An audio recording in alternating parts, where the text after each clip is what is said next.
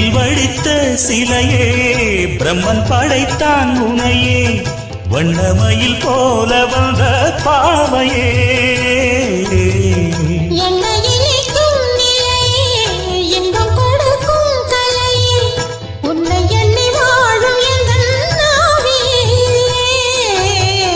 கண்ணிமயில் தூண்டிலிட்டு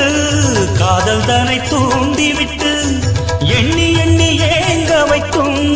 ஏந்திழையே